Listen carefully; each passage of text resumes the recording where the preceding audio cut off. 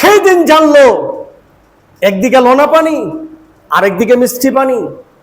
লোনা পানি মিষ্টি পানির সঙ্গে কেন টাচ করে না? তারা মেশিন বসাইলো সাগরের ভিতরে, সাগরের মাঝখানে, সাগরের উপরে, এবং ড্রোন ক্যামেরা দিয়ে তারা দেখতে লাগলো যে কোরআনের কথাটা কতটুকু সত্য।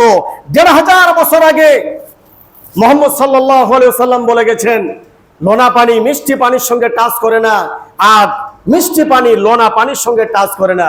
তাদের বিজ্ঞানদের বর্তমান থিওরি, আমরা একটু ভুল ধরার জন্য পানি চক্করে চলে গেলাম, সাগরের মাঝখানে গেলাম, মেশিন বসাইলাম, বিভিন্ন রকমের ব্যারোমিটার বসাইলাম, থার্মোমিটার বসাইলাম। কি কারণ?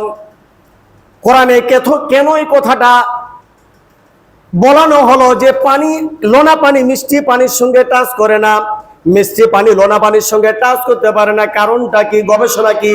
গবেষণা করতে করতে সূরা রহমানের আয়াত বের করে ফেললো, মারজাল বাহরাইনি ইয়ালতাকিয়ান বাইনাহুমা বারযাখুল লা ইয়াবগিয়ান ফাবিআইয়ি আলা'i রাব্বিকুমা তুকান্দিবান।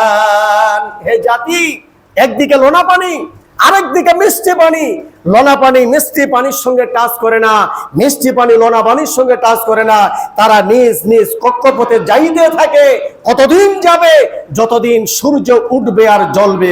সুবহানাল্লাহ। তো ভাই, দোস্ত আর বুজুর্গ, পানির বিজ্ঞানীরা ভুল ধরতে পারলো না।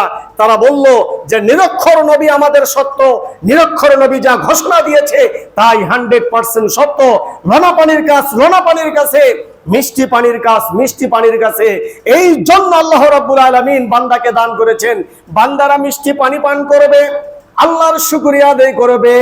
আর যদি আমি মিষ্টি পানিগুলি না দেই, লোনা পানি দিয়া ভরপুর করে দেই, পৃথিবীর মাটিতে কোনো আবাদ হবে না, শুধু লবণ আর ডাব গাছ হবে। বান্দাগুলি এগুলি খাইয়া কি করবে?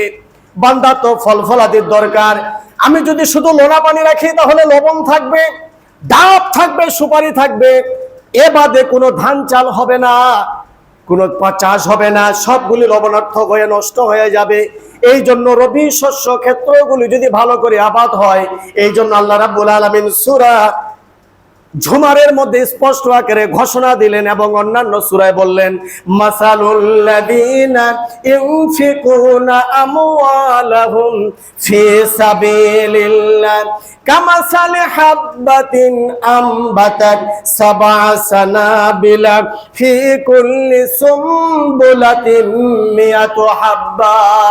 ও বান্দা, যেদিকে মিষ্টি পানি, এদিকে তোমরা দেখো না, একটা ধানের বীজ থেকে আমি আল্লাহ 100টা দানা তোমাদেরকে দান করি। সুবহানাল্লাহ। যে দেশগুলিতে মিষ্টি পানি, ওই দেশের গল্প ইতিহাস তোমরা কি জানো না? নিজে কি চাষাবাদ করো না, একটা সিমের বীজ তোমরা রোপণ করো, আমি আল্লাহ 1000 সিম তোমাদেরকে পান দান করি এবং খাওয়াই। সুবহানাল্লাহ। একটা আমের বীজ তোমরা রোপণ করে একটা গাছ রোপণ করো, সেটা সুন্দর আকার বড় হইয়া আমি আল্লাহ 1000 কোটি আম বছর ধরে তোমাদেরকে আম খাওয়াই। যেদিকে লোনা পানি, তোমরা কি তাকাও না? 2 ঈদে তোমরা যে সাদা রুটি খাও, নারকেল পুরি করো, যে নারকেলগুলি আসে, যত রকমের লবণার্থক এলাকা, আমি আল্লাহ সেদিকে ডাবের ব্যবস্থা করি। এই জন্যই করি, পৃথিবীতে কোনো যদি ডাক্তার না থাকে, আর যদি আমার বান্দাগুলির ডায়রিয়া হয়ে যায়, সে ঔষধ পাবে কোথায়? এই জন্য আমি ডাবের ব্যবস্থা করে দিলাম। কচি কচি ডাব তোমরা কেটে কেটে খাবে, ওই ডাবের পানির ওসিলায় আমি আল্লাহ তোমাদেরকে সুস্থতা দান করে দেব। সুবহানাল্লাহ। তাহলে বুঝা গেল লোনা পানিরও দরকার, মিষ্টি পানিরও দরকার।